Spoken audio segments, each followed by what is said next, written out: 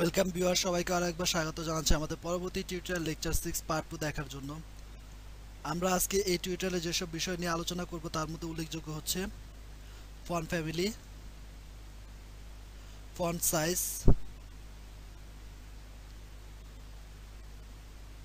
Font wait, font style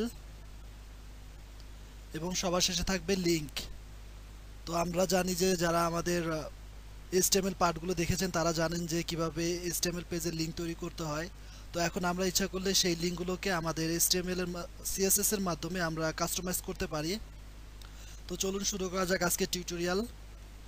CSS এ কাজ করার জন্য আমাদেরকে প্রথমে যে কাজটি করতে হবে, আমাদেরকে দুইটা ফাইল ক্রিয়েট করতে হবে। একটা অবশ্যই HTML ফাইল, আর অপর যে ফাইলটা ক্রিয়েট করতে হবে সেটা হচ্ছে CSS এর জন্য।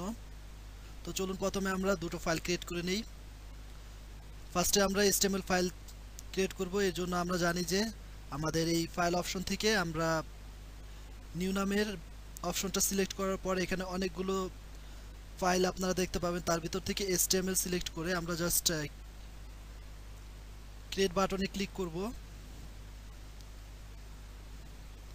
দেখুন আমাদের HTML ফাইলটা তৈরি হয়ে গিয়েছে এবং এটাকে এখন আমরা যে কাজটা করব সেভ করব। তো সেভ করার জন্য জাস্ট ফাইল অপশন থেকে সেভ, এবং আমরা চাচ্ছি যে আমাদের নির্দিষ্ট ফোল্ডারে সেভ করার জন্য। তো আমরা ব্রাউজ করে আমাদের ওই নির্দিষ্ট ফোল্ডারটাকে দেখিয়ে দিতে পারি।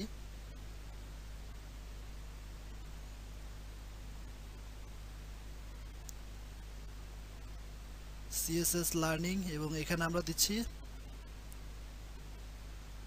Font and anchor, font underscore anchor underscore style dot htm। তারপর ফাইলটাকে সেভ করব। এখন আমাদের যে কাজটা করতে হবে, আবার নতুন একটা ফাইল ক্রিয়েট করার জন্য ফাইল অপশন থেকে নিউ নামক অপশনটা সিলেক্ট করতে হবে।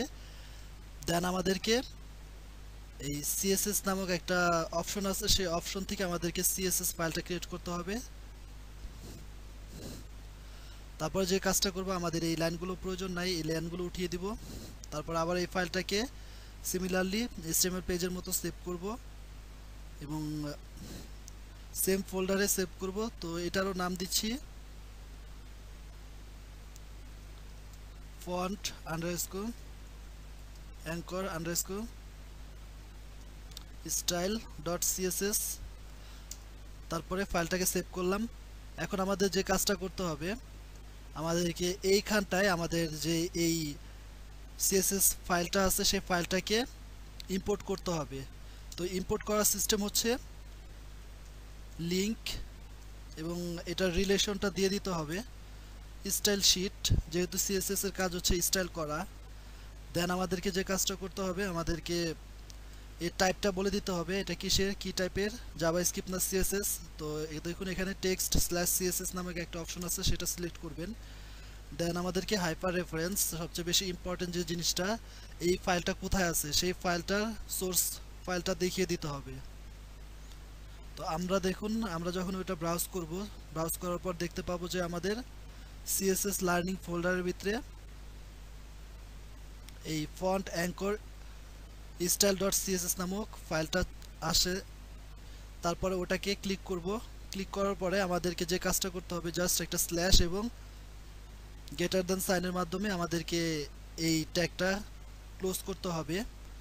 দেন আমরা যদি এবার ফাইলটাকে সেভ করি এবং আমাদের যে ড্রিমওয়েভার সফটওয়্যারটা আছে, এই রিফ্রেশ ডিজাইন ভিউ, তাহলে দেখুন আমাদের এই ফাইলটা কিন্তু আমাদের এই সোর্স কোডের সাথে চলে আসবে। আর এটার মানে হচ্ছে যে আমাদের ফাইলটা সাকসেসফুলভাবে আমাদের এই HTML পেজে অ্যাড হয়েছে। তো দেখুন আমি যদি এখন এটা ডিলিট করে দেই অথবা যদি ক্রস করে দেই, তারপরে আমরা এখানে ক্লিক করলে সেম একই জিনিস দেখতে পাবো। তারপর আমরা যে কাজটা করব, আমরা একটা প্যারাগ্রাফ ট্যাগ নিতে পারি। তো প্যারাগ্রাফ ট্যাগের ভিতরে লিখে দিলাম this is our font style and customise tutorial. তারপরে এই লাইনটাকে কপি করে আমরা আরো কয়েকটা লাইন বাড়িয়ে নিতে পারি আমাদের এই প্যারাগ্রাফটাকে।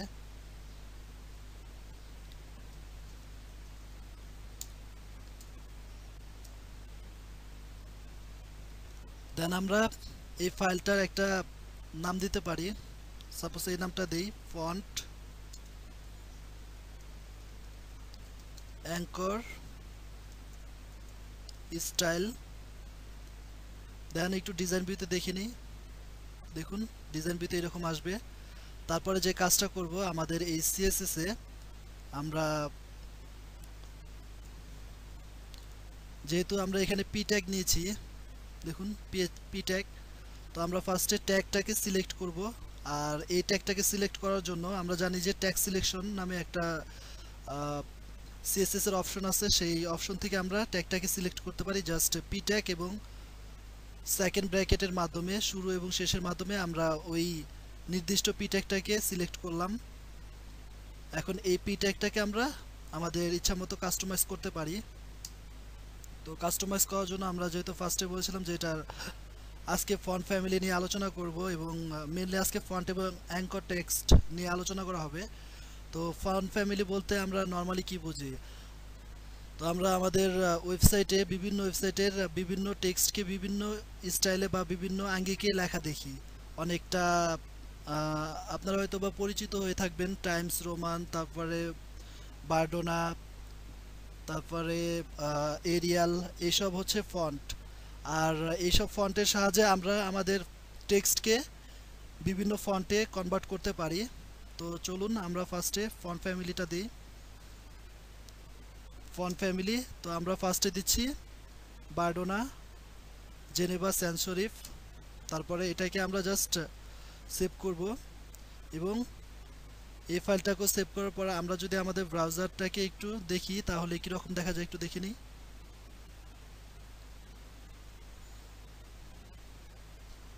দেখুন আমাদের ফন্ট স্টাইল কিন্তু এরকম চলে এসেছে। তো এখন ইচ্ছা করলে আমরা এখান থেকেও কাস্টমাইজ করতে পারি। জাস্ট ইন্সপেক্ট এলিমেন্ট এই অপশনটা সিলেক্ট করে দেখুন এখানটায়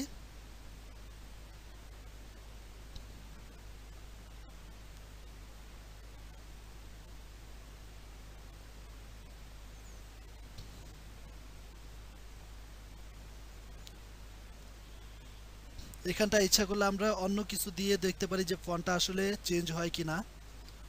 তো আমরা ফার্স্টে টাইমস টাইমস দিয়ে দেখলাম, তারপরে এরিয়াল দিয়ে দেখি, দেখুন এরিয়াল দিয়েও কিন্তু চেঞ্জ হয়ে গিয়েছে। তারপর আমরা যে কাজটা করব, আমরা ফন্ট সাইজটা দেখাবো। তো ফন্ট সাইজটা আমরা ফার্স্টে দিচ্ছি 16 পিক্সেল, অথবা আমরা একটা কাজ করতে পারি 50 পিক্সেল দিয়ে দেখি। দেখুন আমাদের ফন্ট সাইজ কিন্তু অনেক বড় হয়ে গিয়েছে।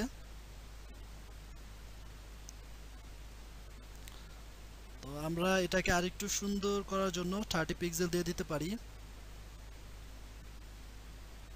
তারপরে যে কাজটা করব, আমরা আমাদের এখানটায় ফন্ট ওয়েট দিয়ে দিতে পারি। ফন্ট ওয়েট আমরা দিলাম বোল্ড। দেখুন আমাদের প্রত্যেকটা লেখা কিন্তু বোল্ড হয়ে গিয়েছে। তারপরে যে কাজটা করব, আমরা ফন্ট স্টাইল দিতে পারি আমরা ইটালিক। প্রত্যেকটা লেখা কিন্তু কিছুটা বাঁকা হবে। তারপরে আমরা অবলিকিউ দিতে পারি। তো আমরা নর্মালি ইটালিকই রাখি। তো আমরা ফার্স্টে বলেছিলাম যে এই লেকচারে থাকবে font family, font size, font wait এবং ফন্ট স্টাইল। তো আমরা এখানে দেখলাম যে ফন্ট ফ্যামিলি আমরা বিভিন্ন ফন্ট ফ্যামিলি ইউজ করতে পারি। সাপোজ টাইমস রোমান্স, এরিয়াল, বার্ডোনা, তারপরে জোকার। দেন আমরা আমাদের এই ফন্টটাকে বিভিন্ন সাইজ করে নিতে পারি আমাদের নিজস্ব পছন্দ অথবা নিজস্ব চয়েস অনুযায়ী। তারপর আমরা আমাদের এই ফন্টটাকে বোল্ড করতে পারি, অথবা আপনারা ইচ্ছা করলে এটার একটা যে কোনো ভ্যালু দিয়ে দিতে পারেন, 215 বা 800। তারপর আমরা আমাদের এই ফন্টটাকে ফন্ট স্টাইল করতে পারি, ইটালিক, অবলিক, ইনহেরিট। তো এরপরে যে কাজটা করব, আমরা এই পুরো কোডটাকে কপি করে আমাদের যে সোর্স কোড আছে ড্রিমউইভার, ঠিক এখানটায় পেস্ট করব।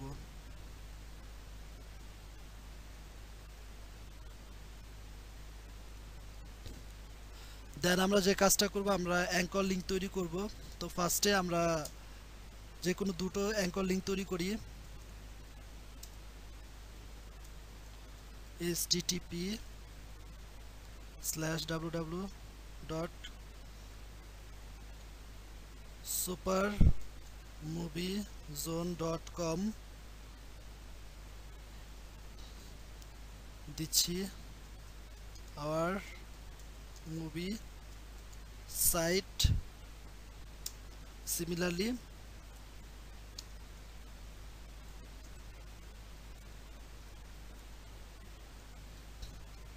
anchor hyperreference http://www.niloyitshop.com,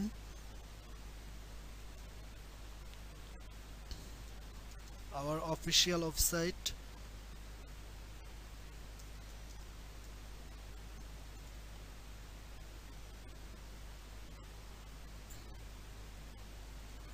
website. এবার ফাইলটাকে সেভ করে আমরা এখন যে কাজটা করব, অ্যাঙ্কর ট্যাগের জন্য আমরা জাস্ট এ ইউজ করব এবং এটাকে আমরা কাস্টমাইজ করব।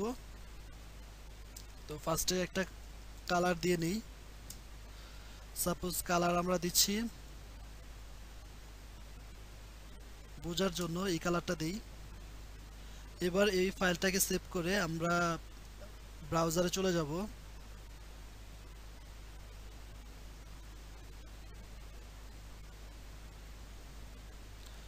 ব্রাউজারটাকে রিফ্রেশ করি। তো দেখুন আমাদের এখানে দুইটা লিঙ্ক তৈরি হয়ে গিয়েছে এবং তার কালার কিন্তু অনেকটা টিএ কালার হয়ে গেছে। তো এখন আমরা এটাকে স্টাইল করব।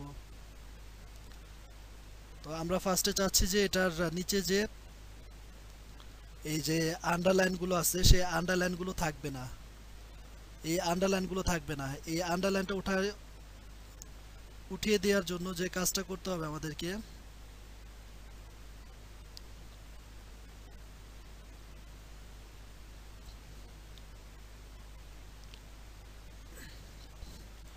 টেক্সট ডেকোরেশন নামে আমরা দেখেছিলাম যে প্রিভিয়াস ভিডিওতে টেক্সট ডেকোরেশনের কাজ হচ্ছে বিভিন্ন টেক্সটের নিচে অথবা উপরে আন্ডারলাইন তৈরি করা।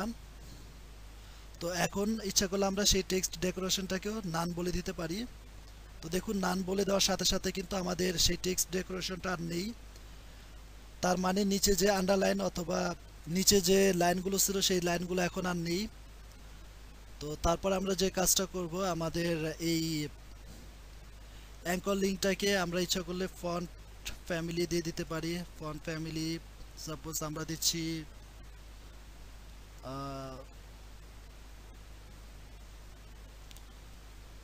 তাহমা দিতে পারি।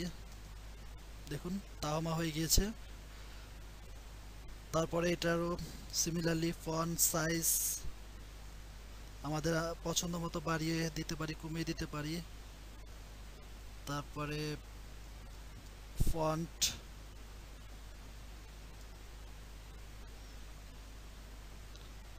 ফন্ট স্টাইল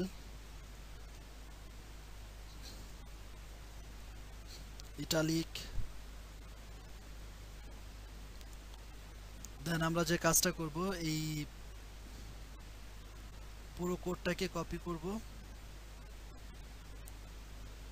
এবং তারপরে আমাদের এই কোডটাকে আমাদের সোর্স কোডে সেভ করে দিব, পেস্ট করে দিলেই হবে।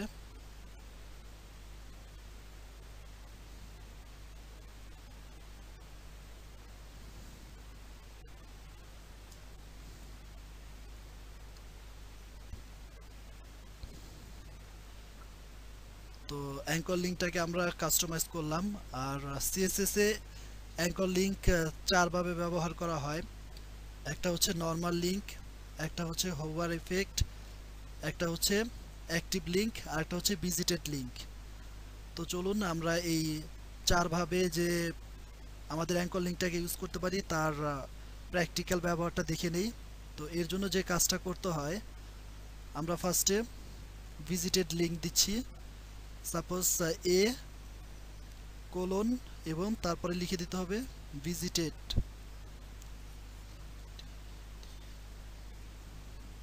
তো এর জন্য আমরা এখানে একটা কালার দিয়ে দিই।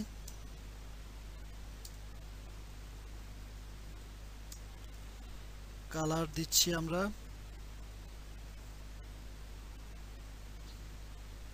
এই কালারটা দিই। দেওয়ার পর এবার যদি ফাইলটাকে সেভ করি এবং আমাদের যে ব্রাউজার আছে সেই ব্রাউজারটাকে যদি রিফ্রেশ করি, তো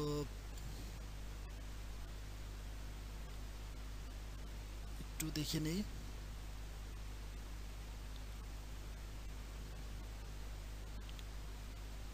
এখানে টেক্সট ডেকোরেশনটা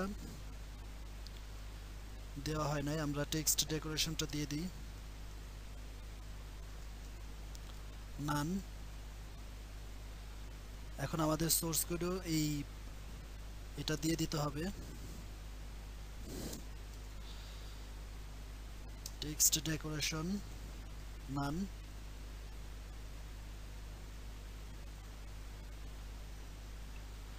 তো এখন যদি আমরা এখানটায় ক্লিক করি, সাপোজ দেখুন আমরা এখানটায় ক্লিক করলে আমাদের supermoviezone.com ওয়েবসাইটে নিয়ে যাবে। তো ক্লিক করার পরেই আমাদের এটার কিন্তু কালার চেঞ্জ হয়ে গিয়েছে। আমরা যে কালারটা দিয়েছিলাম অনেকটা গিয়ে কালার, সেই কালারটা কিন্তু হয়ে গিয়েছে। দেখুন আওয়ার মুভি সাইট, এবং এটা কিন্তু আর এই টিএ কালারটা নাই। দ্যাট মিন্স আমরা যখন নাকি কোনো একটা ওয়েবসাইটে ভিজিট করব এবং কোনো একটা লিঙ্কে ক্লিক করব, সেই লিঙ্কে ক্লিক করার সাথে সাথেই তার কালারটা চেঞ্জ হয়ে যাবে, তার মানে সেই লিঙ্কটা ভিজিট করা হয়েছে। তো এর জন্যই মেনলি একটা কালার দেওয়া হয়। দেখা যায় যে অনেক অনেক ওয়েবসাইটে অনেক অনেক আর্টিকেল থাকে, তো সেই সব আর্টিকেল অনেক ভিজিটর পড়ার সময় তার মনে থাকে না যে কোন আর্টিকেলটা সে কখন পড়েছে বা কোন আর্টিকেলটা আসলে সে পড়েছে। তো এর জন্য যে কাজটা করা হয়, ভিজিটেড কালারটা দেওয়া হয় যাতে সে ভিজিটর বুঝতে পারে যে আমার এই লিঙ্কে ক্লিক করা হয়েছে। তারপরে যে কাজটা করব আমরা, এখানে আমরা হোভার ইফেক্টটা ইউজ করব। তো এর জন্য আমাদের সোর্স কোডে জাস্ট এ কোলন হোভার নামটা ইউজ করব এবং এখানটাও একটা কালার দিয়ে দিতে পারি আমরা।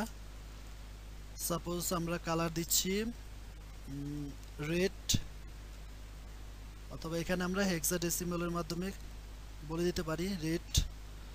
তারপর আবার আমাদের এই ফাইলটাকে রিফ্রেশ করি এবং রিফ্রেশ করার সাথে সাথে এখন দেখুন আমাদের যদি এই মাউসের কার্সারটাকে আমরা আমাদের লিঙ্কে নিয়ে যাই তাহলে কি হয় দেখুন।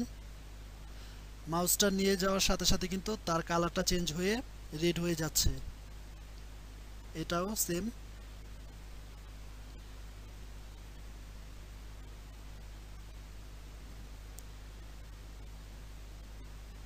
তারপর আমরা যে কাজটা করব সেটা হচ্ছে অ্যাক্টিভ লিঙ্ক। তো অ্যাক্টিভ লিঙ্কের জন্য আমরা আসলে অ্যাক্টিভ লিঙ্ক বলতে কি বুঝি? অ্যাক্টিভ লিঙ্ক বলতে বোঝায় যে দেখুন এখানটার যে ব্যাকগ্রাউন্ডটা এটাও কিন্তু একটা লিঙ্কের কাজে ব্যবহার করা হয়। তো আমরা যখন নাকি এটাও কিন্তু আর একটা লিঙ্ক এবং হোভার ইফেক্ট কিন্তু রেড। এই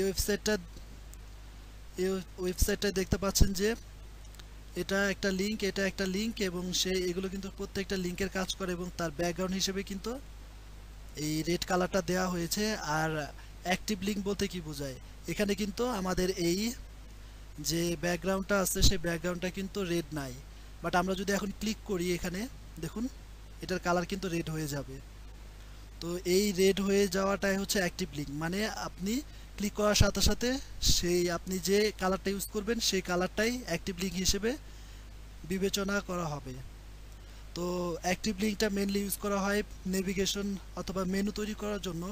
তো এর জন্য আমরা আমাদের এই টিউটোরিয়ালে এই কিভাবে অ্যাক্টিভ লিঙ্কটা ব্যবহার করা হয় সেটা দেখাবো না, বাট বাট আমরা যখন নাকি নেভিগেশন মেনু তৈরি করব তখন আমরা আশা করব অ্যাক্টিভ লিঙ্কটা দেখিয়ে দিব আপনাদেরকে। কারণ অ্যাক্টিভ লিঙ্কটা আগে বলেছি যে এটা মেনলি কাজ করে নেভিগেশন মেনু তৈরি করার জন্য। তো আজকে এই পর্যন্তই ছিল আমাদের টিউটোরিয়াল। আশা করি আপনারা আমাদের এই টিউটোরিয়াল দেখে কিছুটা হলেও বেনিফিট পেয়েছেন। তো যদি বেনিফিট পেয়ে থাকেন তাহলে অবশ্যই আমাদের যে টিউটোরিয়াল ঘর আছে ইউটিউব চ্যানেল, সেখানে অবশ্যই সাবস্ক্রাইব করবেন এবং আপনাদের পরিচিত সবাইকে সাবস্ক্রাইব করার জন্য ইন্সপায়ার করবেন। তো সবাই ভালো থাকবেন, সুস্থ থাকবেন, খোদা হাফেজ।